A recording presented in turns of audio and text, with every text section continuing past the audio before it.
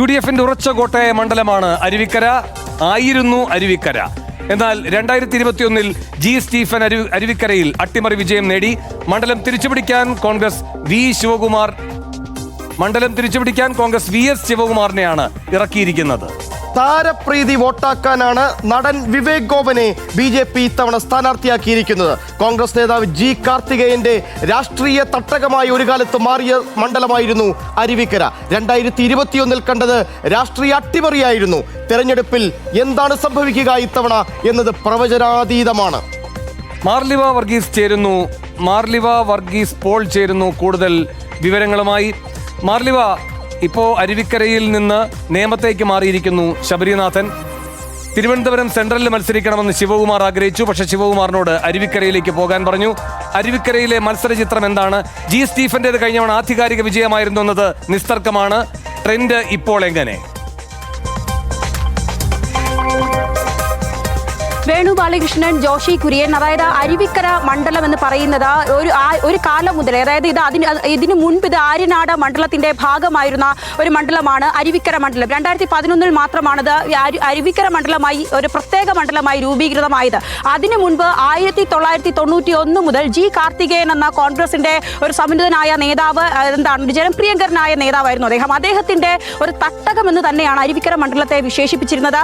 2011 ശേഷം അരുവിക്കര രൂപീകൃതമായതിനു ശേഷവും അദ്ദേഹം മരിക്കുന്നത് വരെ 2015 വരെ അദ്ദേഹം തന്നെയായിരുന്നു അരുവിക്കരയിലെ ജനങ്ങൾക്ക് ഏറ്റവും പ്രിയങ്കരനായി മാറിയത്. അതിനുശേഷം വീണ്ടും ശബരിനാഥൻ വരുന്നു. ശബരിനാഥൻ 2015 ഉപതെരഞ്ഞെടുപ്പിലൂടെ അവിടുത്തെ MLA ആകുന്നു. അതിനുശേഷം 2016 ഒരു തവണ MLA ആകുന്നു. അതിനുശേഷം 2021 UDFന് വിരുദ്ധമായ ഒരു അരുവിക്കര മണ്ഡലത്തെയാണ് പിന്നീട് കാണാൻ സാധിച്ചത്. അവിടുത്തെ ഒരു പ്രാദേശിക നേതാവായിരുന്ന ഒരു G സ്റ്റീഫൻ അവിടെ വലിയ ഒരു മേൽക്കോയ്മ ആ ഒരു ഇതിൽ കാണിക്കുന്നു.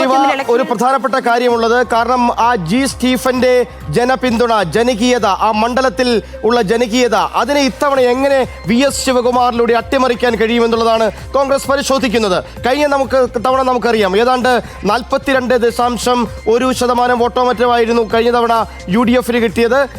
LDFനാകട്ടെ 46%-ലധികം വോട്ട്, ഒരു 4% വോട്ടിന്റെ വ്യത്യാസം കഴിഞ്ഞ തവണത്തെ ഫലത്തെ സ്വാധീനിക്കുകയും ചെയ്തിരുന്നു. അതിനെ ഇത്തവണ എങ്ങനെ മറികടക്കാം? ഈ G സ്റ്റീഫന്റെ ഈ മണ്ഡലത്തിലെ സാമീപ്യം, ഈ മണ്ഡലത്തിലെ ജനകീയത, അതിനെയൊക്കെ VS ശിവകുമാറിലൂടെ എങ്ങനെ മറികടക്കാം എന്നുള്ളതാണ് UDF ഇത്തവണ അരുവിക്കരയിൽ കണക്കുകൂട്ടുന്നത്. G സ്റ്റീഫൻ എന്ന് പറയുന്നത് ഇപ്പോൾ ജോഷി കുര്യൻ പറഞ്ഞതുപോലെ പ്രാദേശികമായി ഉയർന്നു വന്ന നേതാവായതുകൊണ്ട് തന്നെ അത്തരത്തിലുള്ളൊരു പിന്തുണയും അദ്ദേഹത്തിനുണ്ട്. ഏകദേശം 1200 കോടിയുടെ വികസന പ്രവർത്തനങ്ങൾ കഴിഞ്ഞ 5 വർഷം കൊണ്ട് ഈ അരുവിക്കര മണ്ഡലത്തിൽ നടപ്പിലാക്കി കഴിഞ്ഞു എന്നുള്ളതാണ് G സ്റ്റീഫൻ അവകാശപ്പെടുന്നത്. VS ശിവകുമാർ നമുക്കറിയാം, അദ്ദേഹം തിരുവനന്തപുരം മണ്ഡലത്തെ സംബന്ധിച്ച് അദ്ദേഹം ഒരു എല്ലാവർക്കും സ്വീകാര്യനായ ഒരു നേതാവൊക്കെ തന്നെയാണ്. ആദ്യം മുതൽ ഈ അരുവിക്കര നമ്മൾ പ്രചരണത്തിന് പോകുമ്പോൾ തന്നെ ശിവകുമാർ ആദ്യമായി അവിടെ വരുമ്പോൾ നമ്മുടെ ഒരു ഇന്റർവ്യൂ, ഒരു 1-to-1 അഭിമുഖത്തിൽ അദ്ദേഹം പറയുന്ന ഒരു വാക്കുണ്ട്, ഞാൻ ഈ മണ്ഡലത്തിൽ ഇന്ന് ആദ്യമായാണ് വരുന്നത്. അതായത് ഈ പ്രചരണത്തിന് അദ്ദേഹം പറയുന്ന വാക്കാണ്, ഞാൻ ഈ മണ്ഡലത്തിൽ ഇന്ന് ആദ്യമായാണ് വരുന്നത്. കഴിഞ്ഞ ഇവിടെ ഇരുന്ന വ്യക്തികളുടെ സിറ്റിംഗ് ഉണ്ടായിരുന്ന G കാർത്തികേയൻ, ശബരിനാഥൻ അടക്കമുള്ളവരുടെയൊക്കെ പിന്തുണ തനിക്ക് ലഭിക്കും എന്നുള്ളൊരു പ്രതീക്ഷയാണ് നമ്മളോട് VS ശിവകുമാർ പങ്കുവച്ചത്.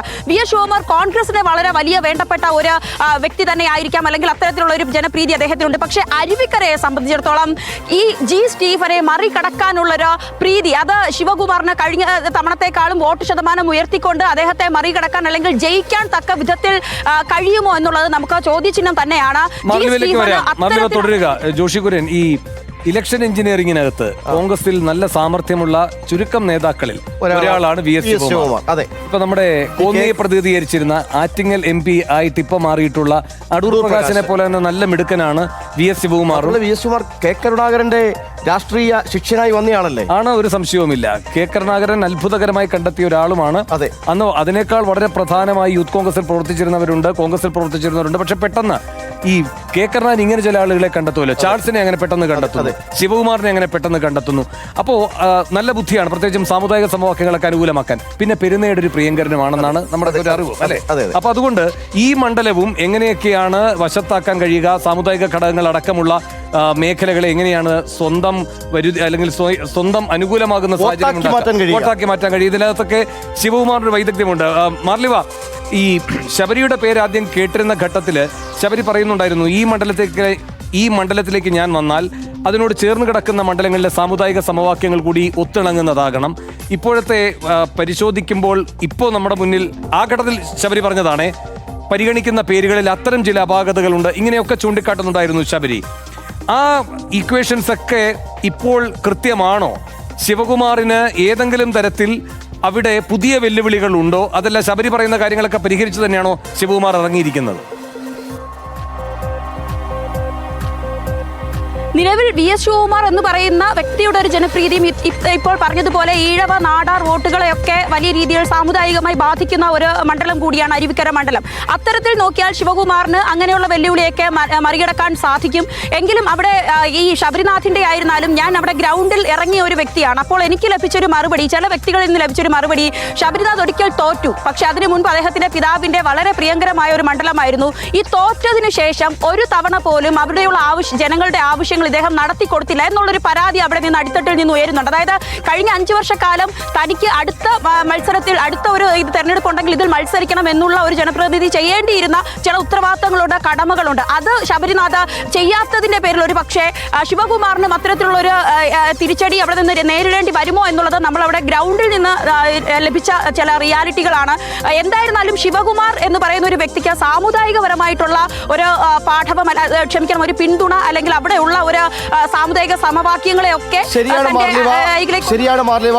സമുദായ സമവാക്യങ്ങൾ, പ്രത്യേകിച്ചും പെരുന്നയോട് NSSനോട് അടുത്ത് നിൽക്കുന്ന ശിവകുമാറിനോട് അരുവിക്കര എന്തുമാത്രം അടുപ്പം കാണിക്കും എന്നൊരു ചോദ്യം കൂടിയുണ്ട്. എനിക്ക് തോന്നുന്നു ഈ അരുവിക്കരയിൽ ആര് കരപിടിക്കും അല്ലേ? ശരിയാണ്. നമുക്ക് തദ്ദേശ തെരഞ്ഞെടുപ്പിന്റെ ഫലം കൂടെ നോക്കിയാലോ ജോഷി? അരുവിക്കരയിൽ ഈ പറയുന്ന LDF, Aryanad UDF, Tholicode UDF, Vithura LDF, Kuttichal UDF, Poovachal UDF, Vellanad LDF, Uzhamalakkal LDF. എനിക്ക് തോന്നുന്നു LDF UDF അങ്ങോട്ടും ഇങ്ങോട്ടൊക്കെ ഏതാണ്ട് തുല്യമായി നിൽക്കുന്ന മണ്ഡലമാണ്.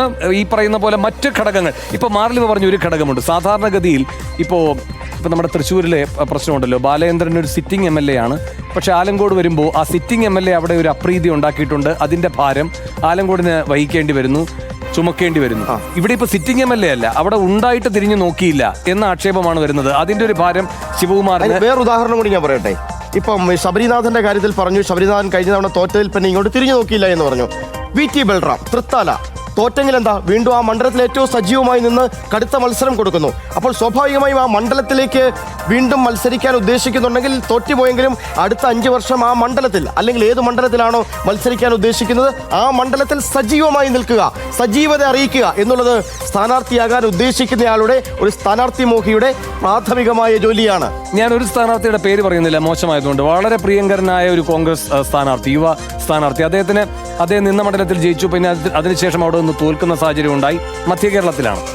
അവിടെ ഇതുപോലെ തന്നെയുള്ള വിമർശനമാണ്. അവിടെ പിന്നെ ആര് ഫോൺ വിളിച്ചാൽ പോലും എടുക്കില്ല എന്ന്. അദ്ദേഹം പിന്നീട് മറ്റൊരു ജില്ലയിലേക്ക് മാറി, മറ്റൊരു മണ്ഡലത്തിലേക്ക് മാറി, അവിടെ നിന്ന് മത്സരിച്ച് ജയിച്ചു. ഇപ്പൊ വീണ്ടും മത്സരിക്കുന്നു. ജോഷിയുടെ ജില്ലയിൽ നിന്ന് എനിക്കറിയാം, ജോഷിക്ക് അതാളെ മനസ്സിലായെന്ന്. പക്ഷേ ഈ ഘട്ടത്തിൽ അത് പറഞ്ഞുകൂടാ. അതുകൊണ്ട് ഇതൊരു ഒറ്റപ്പെട്ട പ്രതിഭാസമല്ല. ചെറുപ്പക്കാരായ കോൺഗ്രസിലെ യുവ നേതാക്കൾ അവർക്കൊരു തിരിച്ചടി നേരിടുമ്പോൾ അവര് ആ മണ്ഡലത്തെ പിന്നെ തിരിഞ്ഞു നോക്കാതിരിക്കുന്ന രീതി ശരിയല്ല. അത് ശബരി ആലോചിക്കേണ്ടതാണ്. ശബരിക്ക് മണ്ഡല പലായനം നടത്തേണ്ടി വരുന്നത് എന്തുകൊണ്ട് എന്ന്. അവിടെയാണ് VT ഒരു നല്ല മാതൃകയാണ് അല്ലേ? കാരണം ഒരു വലിയ മാതൃകയായി അല്ലേ? കാരണം അവിടെ നമ്മുടെ സർവേയിൽ CR മഹേഷ് മഹേഷ് മികച്ച രീതിയിലായിരുന്നു. അല്ല, പലപ്പോഴും നമ്മളെ കോൺഗ്രസിൽ തോറ്റുപോയ അല്ലെങ്കിൽ സ്ഥാനാർത്ഥി മോഹമുള്ള പലരും തോറ്റുപോയാൽ എന്താ, ഞങ്ങൾ അടുത്ത വർഷം ആ മണ്ഡലത്തിൽ സജീവമായി നിൽക്കും എന്ന് തെളിയിച്ചവരാണ്. എനിക്ക് തോന്നി കുന്നത്തുനാട് MLA ആയിരുന്ന തോറ്റുപോയെന്ന പിന്നെ ഇപ്പോൾ മത്സരിക്കുന്ന സജീന്ദ്രൻ കഴിഞ്ഞ 5 വർഷമായി സജീവമാണ്. VK ശ്രീകണ്ഠന്റെ കാര്യം അറിയാമല്ലോ ജോഷി. കഴിഞ്ഞതിന്റെ തൊട്ടു മുന്നേയുള്ള ലോക്സഭാ തെരഞ്ഞെടുപ്പിന്റെ ഘട്ടത്തിൽ KPCC ജയസാധ്യതയുള്ള ലിസ്റ്റ് അവർ കണക്കൂട്ടിയെടുത്തപ്പോൾ അതില് പാലക്കാടില്ല. ശ്രീകണ്ഠൻ അവസാനം ഇന്ദിരാഭവനിൽ ചെന്നു. എന്നിട്ട് നേതാക്കളോട് കണ്ടിട്ട് പറഞ്ഞു, ഞാൻ ജയിക്കും, എനിക്ക് അത്ര ഉറപ്പാണ്. അപ്പോഴും അവർ പൂർണ്ണമായിട്ടും കൊണ്ട് വിശ്വസിച്ചില്ല. ശ്രീകണ്ഠൻ ജയിച്ചു. കാരണം ശ്രീകണ്ഠൻ അവിടെ അങ്ങനെ ഒരു പദയാത്ര നടത്തുക, മുഴുവൻ ജനങ്ങളുമായി ബന്ധപ്പെടുക, അങ്ങനെയൊക്കെയാണ് അവിടെ. അതായത് ഏതു ഘട്ടത്തിലും ഗ്രാസ് റൂട്ട് ലെവലിലുള്ള ബന്ധം നേതാക്കൾക്ക് അണികളുമായി, വോട്ടർമാരുമായി ഉണ്ടാകുന്നിടത്തെ ഒരു ഹൃദയബന്ധം ഉണ്ടാകുന്നുള്ളൂ അല്ലേ? ആ ഹൃദയബന്ധമാണ് വോട്ടായി മാറുന്നത്, വിജയത്തിലേക്ക് നയിക്കുന്നത് അല്ലേ? അതെ. എനിക്കൊന്ന് പെട്ടെന്ന് നമ്മുടെ അവിടുത്തെ BJP സ്ഥാനാർത്ഥി വിവേക് ഗോപനെ കുറിച്ച് കൂടി ഒന്ന് പറഞ്ഞു പോകണ്ടേ ഈ അരുവിക്കരയിലേത്? തീർച്ചയായിട്ടും ഇപ്പോൾ അവിടെ സി ശിവൻകുട്ടി നേരത്തെ മത്സര രംഗത്തിറങ്ങിയിട്ടുള്ളതാണ്. ശിവൻകുട്ടി തിരുവനന്തപുരം കേന്ദ്രീകരിച്ച് പ്രവർത്തിക്കുന്ന പ്രധാനപ്പെട്ട ഒരു BJP നേതാവാണ്. വിവേക് ഗോപന്റെ കൂടുതൽ വിവരങ്ങൾ എനിക്കറിയില്ല ജോഷി. ശിവൻകുട്ടിയെ നമുക്ക് ദീർഘകാലമായി പരിചയമുള്ളതാണ്. വി ശിവൻകുട്ടി, ക്ഷമിക്കണം, മാർലിവിലേക്ക് വരാം. ശിവൻകുട്ടി ഉള്ളപ്പോൾ അവിടെ ഒരു സാധാരണ BJPക്ക് കിട്ടുന്ന വോട്ടുകളെ വാങ്ങിയിട്ടുള്ളൂ. പക്ഷെ അത്ഭുതകരമായ ഒരു കാര്യം, ബൈ ഇലക്ഷൻ നടക്കുമ്പോൾ അവിടേക്ക് രാജേട്ടൻ വരുന്നു. ഒ രാജഗോപാൽ ഒറ്റയടിക്ക് ഏതാണ്ട് 6000 ആയിരുന്ന BJPയുടെ വോട്ട് 30,000-ന് മുകളിലേക്ക് ഉയർത്തുകയാണ്. ഇതേ കാര്യം ഒ രാജഗോപാൽ വേറെയും ചെയ്തിട്ടുണ്ട്. സെൽവരാജ് ഇതുപോലെ തന്നെ ഇറങ്ങി വന്ന ഘട്ടത്തിലും വളരെ മികച്ച ഒരു പ്രകടനം അദ്ദേഹത്തിന് കാഴ്ചവെക്കാൻ കഴിഞ്ഞിട്ടുണ്ടെന്നാണ് എൻ്റെ ഓർമ്മ. പെട്ടെന്ന് അതേസമയം രാജസേന വന്നപ്പോൾ കുറച്ചുകൂടി നിലം എന്ന് വെച്ചാൽ ഒ രാജഗോപാലിനെ പോലെയല്ല, വ്യക്തിപ്രഭാവം കൊണ്ട് കുറച്ച് വോട്ടുകൾ ശേഖരിക്കാൻ പറ്റി. മാർലിവ, ഈ വിവേക് ഗോപന്റെ ഒരു പശ്ചാത്തലം, അദ്ദേഹം എത്രമാത്രം സജീവമാണ് അവിടെ, അദ്ദേഹത്തിന് എത്രമാത്രം ഈ വോട്ടുകൾ ഉള്ള വോട്ടുകൾ അതിനപ്പുറത്തേക്ക് അധിക വോട്ടുകൾ സമാഹരിക്കാനുള്ള ശേഷിയുണ്ട്? വേണു ബാലകൃഷ്ണൻ, അതായത് നമ്മുടെ ഒരു BJPയുടെ ഇപ്പോഴത്തെ ഒരു രീതി അനുസരിച്ച് അവർക്ക് സോഷ്യൽ മീഡിയയിൽ അല്ലെങ്കിൽ ഏതെങ്കിലുമൊക്കെ താരപ്രചാരകരെയാണ് അവർ ഏറ്റവും കൂടുതൽ ഉന്നം വയ്ക്കുന്നത് എന്നുള്ളതാണ് ഞാൻ മനസ്സിലാക്കുന്നത്. ആ ഒരു ഇതിൻ്റെ ഭാഗമായി മാത്രം, ആ ഒരു ട്രെൻഡിൻ്റെ ഭാഗമായി മാത്രം വന്നൊരു വ്യക്തിയായാണ് വിവേക് ഗോപനെ, അല്ലെങ്കിൽ അതിന് മുൻപ് അദ്ദേഹത്തിന് ഏതെങ്കിലും തരത്തിലുള്ള രാഷ്ട്രീയ പശ്ചാത്തലമോ അല്ലെങ്കിൽ അത്തരത്തിൽ എന്തെങ്കിലും ഒരു പൊതുവെന്താണ് ഏതെങ്കിലും തരത്തിലൊക്കെ ഒരു സർവീസ് നടത്തുന്ന ഒരു വ്യക്തിയായി കാണുന്നില്ല. പകരം ഇത്തരത്തിൽ സോഷ്യൽ മീഡിയയിൽ ഒരുപാട് ഫോളോവേഴ്സ് ഉള്ളവർ അല്ലെങ്കിൽ അത്തരത്തിലുള്ള വോട്ടുകൾ ലക്ഷ്യം വെച്ചോ താരപ്രചാരണം വോട്ടാക്കി അല്ലെങ്കിൽ കൂടുതൽ ജനങ്ങൾക്ക് ഇഷ്ടമുള്ള സീരിയൽ നടൻ എന്നാണ് മനസ്സിലായി മാർലിവ. കാരണം ഈ BJP അടുത്ത കാലത്ത് BJP ആയാലും ഈ പറയുന്ന 2020 ആയാലും പല സ്ഥലങ്ങളിൽ ഇറക്കിയ സ്ഥാനാർത്ഥികളെ നോക്കിയാൽ അവരുടെ ഒരു ട്രെൻഡ് മനസ്സിലാവും. കാരണം ജൻസി വോട്ടുകൾ സമാഹരിക്കുക അല്ലെങ്കിൽ സോഷ്യൽ മീഡിയയിൽ സജീവമായിരിക്കുന്ന ആളുകളെ രംഗത്തിറക്കുക. ഇപ്പം അഖിൽ മാരാർ തൃക്കാക്കരയിൽ മത്സരിക്കുന്നു, അഞ്ജലി നായർ തൃപ്പൂണിത്തുറയിൽ മത്സരിക്കുന്നു, അങ്ങനെയുള്ള ഇപ്പൊ വിവേക് ഗോപൻ ഈ പറയുന്ന അരുവിക്കരയിൽ മത്സരിക്കുന്നു. അങ്ങനെ BJPയുടെ സ്ഥാനാർത്ഥിത്വം, അതായത് അവർക്ക് വലിയ വോട്ട് ഷെയർ അല്ലേ, അതൊരു തങ്ങളുടെ സാന്നിധ്യം ഇവരിലൂടെ അറിയിക്കുക എന്നുള്ളതല്ലേ ഉദ്ദേശിക്കുന്നത്. സീരിയൽ കാണേണ്ടി വരുമല്ലോ, എന്നാലും ഇവരെയൊക്കെ അറിയാൻ പറ്റൂ. ജോഷി, നമുക്ക് MLA-മാരുടെ പ്രകടനത്തിലേക്ക് വന്നാൽ അവിടെ വേടു സൈഡിൽ കാണാറുണ്ടോ? തീരെ കാണാറില്ല. പണ്ട് കാണുമായിരുന്നു കുങ്കുമപ്പൂവൊക്കെ. എന്ത് കുങ്കുമപ്പൂവ്? എന്തായാലും ഇവിടെ ഇപ്പൊ നമുക്ക് MLA-മാരുടെ പ്രകടനത്തെ പറ്റി പറയാം. അവിടെ സ്റ്റീഫന്റെ പ്രകടനം നല്ലതാണ്. ജോഷി, 64% എന്ന് പറയുമ്പോൾ മോശമല്ല, ഫസ്റ്റ് ക്ലാസ് മാർക്കാണ്. അതെ, സർക്കാരിന്റെ പ്രകടനവും 51% എന്ന് പറയുമ്പോൾ ആന്റി ഇൻകംബൻസി ഇല്ല. അതായത് ഈ പറയുന്ന സർക്കാരിനെതിരെയും അവിടെ എതിർവികാരമില്ല, MLA-ക്കെതിരെയും എതിർവികാരമില്ല. അതുകൊണ്ട് ശക്തമായ പോരാട്ടം തന്നെയാണ് VS ശിവകുമാറിന് സ്റ്റീഫനെ അട്ടിമറിക്കണമെങ്കിൽ കാഴ്ചവെക്കേണ്ടി വരും. മാത്രവുമല്ല, സ്റ്റീഫൻ ആ നാട്ടിലുള്ളയാളാണ്, പ്രാദേശികമായി വളർന്നു വന്നയാളാണ്. അങ്ങനെ സ്റ്റീഫന്റെ ജനപിന്തുണയെ ഇത്തവണ ഈ 2024 നിയമസഭാ തെരഞ്ഞെടുപ്പിൽ തകർക്കാൻ VS ശിവകുമാറിന് കഴിയുമോ? കാരണം തിരുവനന്തപുരം സെൻട്രൽ പ്രതീക്ഷിച്ച് സ്ഥാനാർത്ഥിത്വം പ്രതീക്ഷിച്ച് നിന്നയാളാണ് ശിവകുമാർ.